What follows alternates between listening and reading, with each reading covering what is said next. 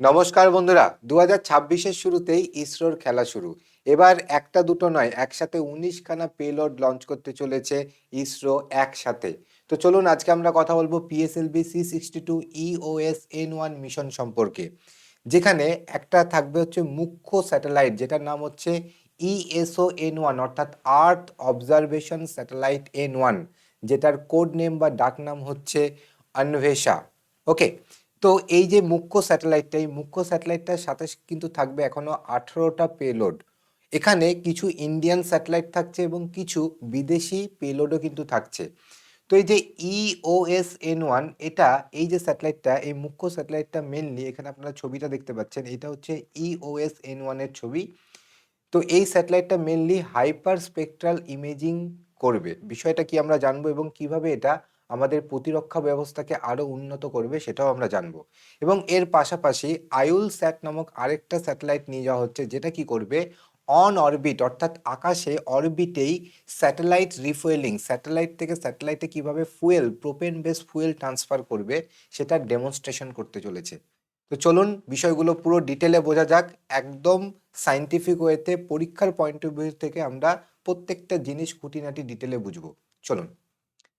তো প্রথম কথা হচ্ছে অ্যাবাউট পিএসএলভি C62 মিশন। প্রথম কথা হচ্ছে লঞ্চ ভেহিকেলটার নাম কি? লঞ্চ ভেহিকেলটার নামই হচ্ছে পিএসএলভি C62, এবং এখানে পিএসএলভি ডিএল ভ্যারিয়েন্ট যে রকেটটা আছে সেই রকেটটাকে ইউজ করা হবে। এবং অবশ্যই এটা মাল্টি পেলোড মিশন। আমি প্রথমেই বললাম যে একটা থাকবে মুখ্য পেলোড এবং তার সাথে 18খানা থাকবে সেকেন্ডারি বা গৌণ পেলোড। এবং এটা কন্ডাক্ট করছে কে? এটা একটা কমার্শিয়াল মিশন, যেটা নিউ স্পেস ইন্ডিয়া লিমিটেড অর্থাৎ ইসরোর কমার্শিয়াল উইংস এটা কন্ডাক্ট করছে মেনলি। ওকে, তো এখানে লেখা আছে একটা প্রাইমারি স্যাটেলাইট থাকবে, 18টা থাকবে সেকেন্ডারি পেলোড। তো এটাকে নিয়ে যাওয়া হচ্ছে কোথায়? মহাকাশের কোথায় নিয়ে যাওয়া হচ্ছে?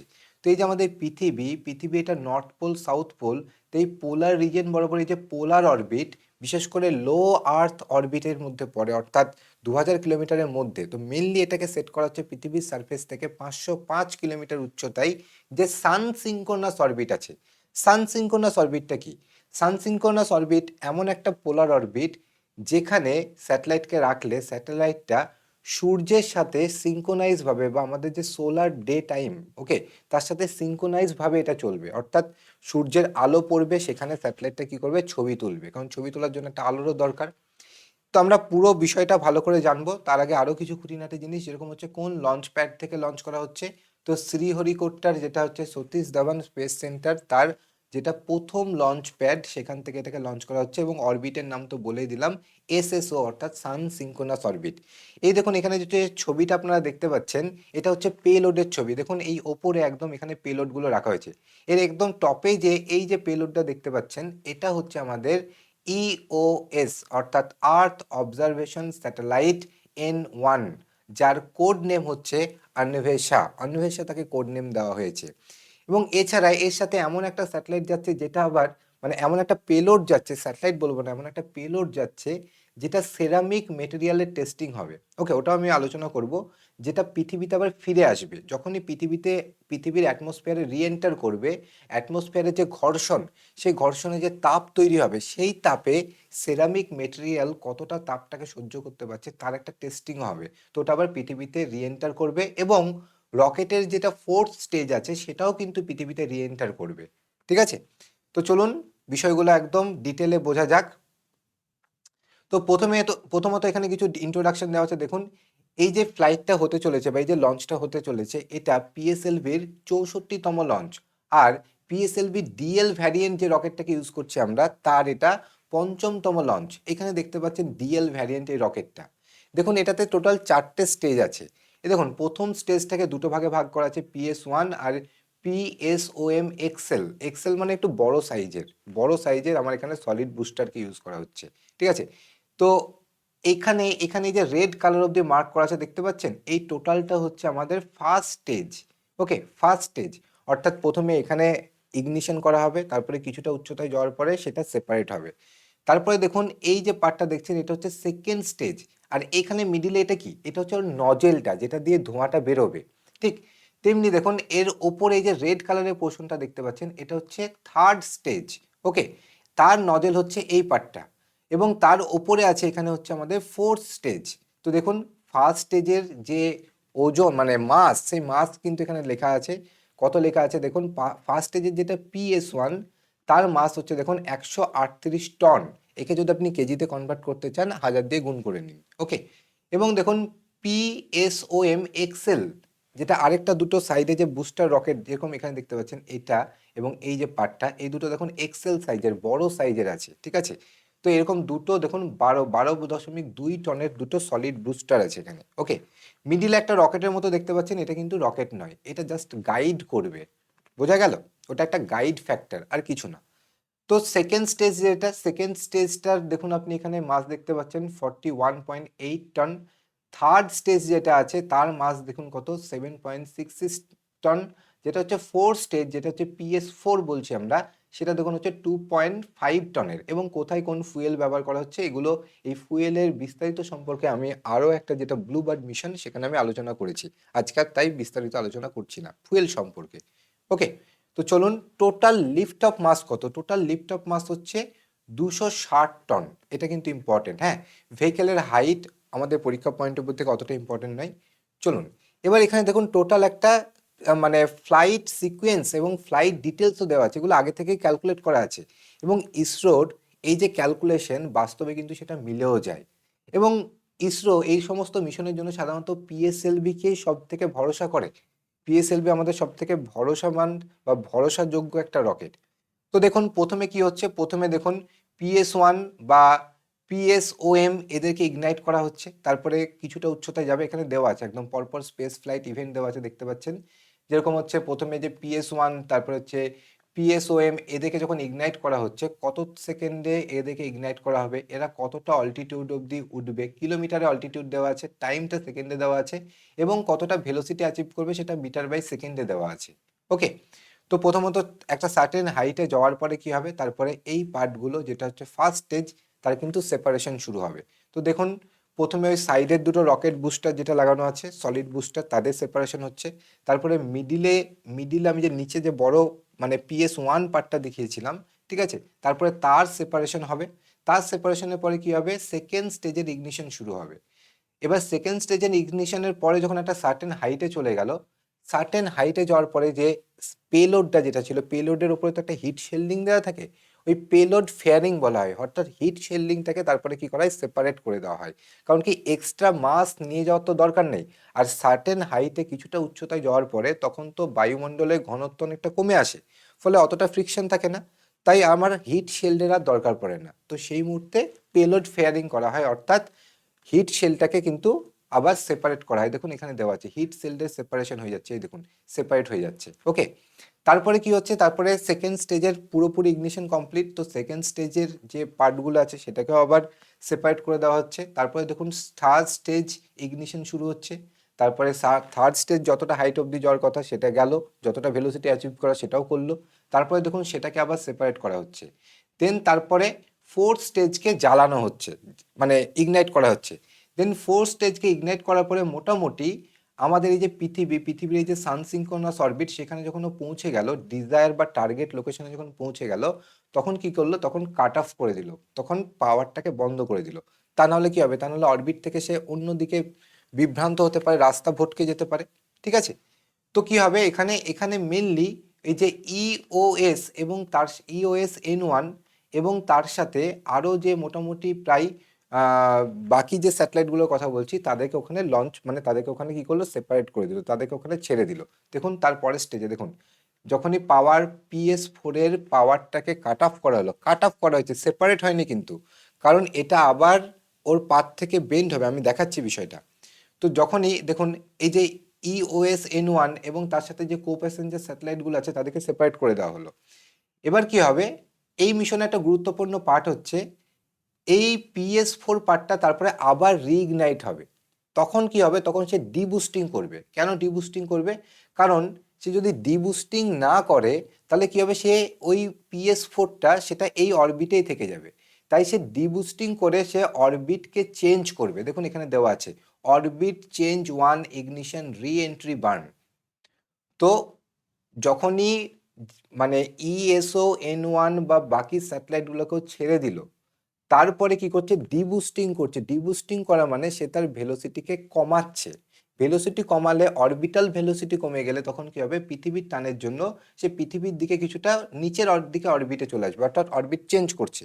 এবং সেই মুহূর্তে তার সাথে এই PS4, ওকে, PS4 এই পার্টটার সাথে কিন্তু KID অর্থাৎ কেস্ট্রাল ইনিশিয়াল ডেমনস্ট্রেট, এটা একটা পেলোড যেটা পৃথিবীতে রিটার্ন আসবে, যেটা পৃথিবীতে রিটার্ন আসার সময় বায়ুমণ্ডলের যে ফ্রিকশন, সেই ফ্রিকশনে ওই এটা একটা ক্যাপসুল, ওকে, একটা কভারিং, জাস্ট ক্যাপসুল।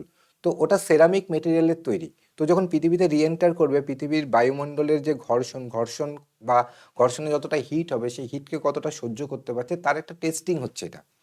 তো কি হচ্ছে, এই ডিবুস্টিং করার পরে সে যখন ডিবুস্টিং করার পরে কি হলো, সে ওই অরবিট থেকে নিচে চলে এলো, ঠিক আছে, অন্য রাস্তায় চলে এলো, কারণ সে তো পৃথিবীর দিকে, অ্যাটমসফিয়ারের দিকে রিএন্ট্রি করবে।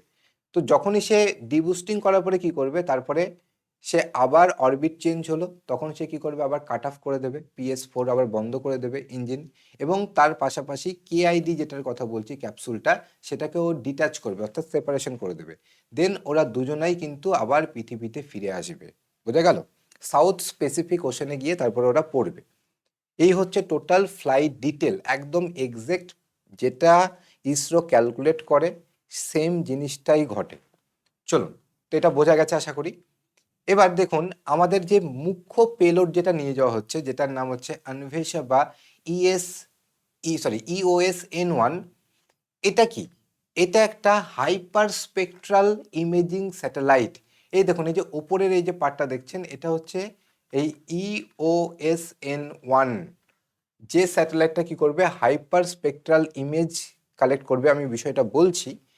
এটা আমাদের ডিফেন্স অর্থাৎ DRDOর জন্য এটা ভীষণই হেল্পফুল হবে, যেটা স্ট্র্যাটেজিক পারপাসে ইউজ করা হবে বা লঞ্চ করা হচ্ছে।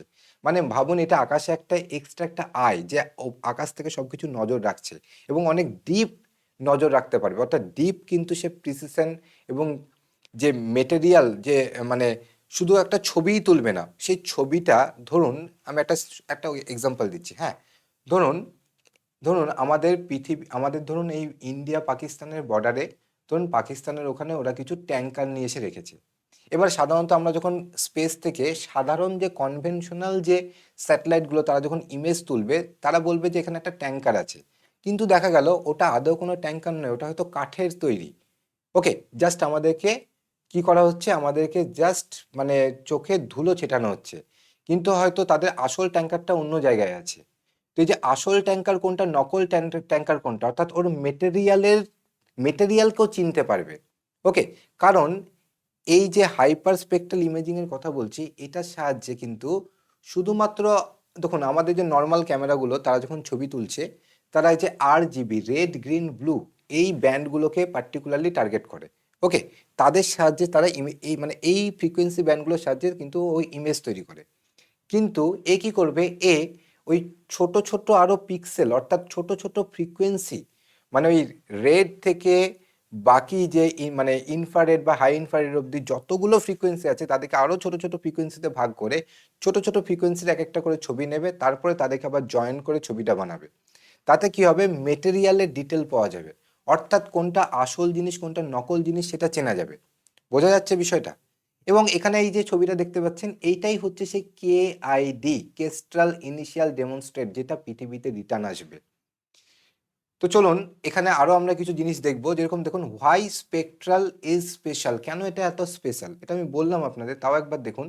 কনভেনশনাল স্যাটেলাইট যেটা, সে কি করে, সে ফিউ কালার ব্যান্ডকে ক্যাপচার করে, কিন্তু এই হাইপার স্পেকট্রাল স্যাটেলাইটে কি করবে, 1000 বা 100 যে ওয়েভলেন্থ, প্রচুর ওয়েভলেন্থকে সে ক্যাপচার করে ইমেজ বানিয়ে সেই ইমেজকে এক জায়গায় করে একটা ভালো ডিটেল নিতে সাহায্য করবে, যেটা আমাদেরকে কি কাজে লাগবে, যেটা আমাদের বর্ডার এবং কোস্টার সার্ভাইলেন্সের কাজে লাগবে। এবং দেখুন, detection of camouflage and hidden object, যেটা আমি বলছি, দেখুন এই দেখুন, এখানে দেখতে পাচ্ছেন এই সৈন্যরা বা আর্মিরা এরকম গাছের পাতা ফাতা গায়ে লাগিয়ে বসে আছে, দেখে মনে হবে যেন ওটা একটা বনজঙ্গল বা গাছের পাতা, কিন্তু সাধারণ ক্যামেরায় কিন্তু ধরা পড়বে না যেটা একটা মানুষ বা এখানে সৈন্য আছে। কিন্তু এই স্পেকট্রাল ইমেজিং এর সাহায্যে এটা কিন্তু ধরা পড়ে যাবে যে এই পাতার আড়ালে কিন্তু মানুষ লুকিয়ে আছে। কারণ মানুষের বডি থেকে যে রেডিয়েশন গুলো ছাড়ছে, যে ওয়েভলেন্থ গুলো ছাড়ছে, প্রত্যেকটা ছোট ছোট ওয়েভলেন্থকে সে ক্যাপচার করতে পারবে এবং একটা ইমেজ দেবে। ইমেজ দেবে বলতে ওরকম কোনো ছবি দেবে না, এ কি দেবে, গ্রাফ দেবে, গ্রাফ। এবার নর্মালি আমরা পাতার একটা ইমেজ বা তার যে গ্রাফ সেটা আমরা আগে থেকে জানি। এবার যখনই আমরা এটার একটা গ্রাফ পাচ্ছি তখন তো দেখবো সেটা পাতার গ্রাফের সাথে ম্যাচ করছে না, সেটা দেখা গেল মানুষের গ্রাফের সাথে ম্যাচ করছে। তখনই আমরা বুঝে যাব যে এটা আমাদেরকে ঠকানো হচ্ছে, ঠিক আছে, এই ছবিটা আসল নয়। তখন আমরা বুঝতে পারবো যে পাতার আড়ালে কিন্তু মানুষ লুকিয়ে আছে।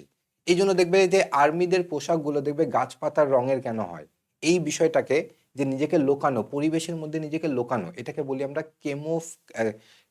ক্যামোফ্লেজ। ওকে, তো ক্যামোফ্লেজ ডিটেকশনে হেল্প করবে আমাদের। এছাড়া soil type mapping of for troop and vehicle movement. তারপরে ধরুন মাটির নিচে যে বোমা রাখা হয়, ঠিক আছে, তো ওপর থেকে যখন নর্মাল ছবি তুলবেন তখন তো বুঝতে পারবেন না যে মাটির নিচে বোমা আছে কিনা।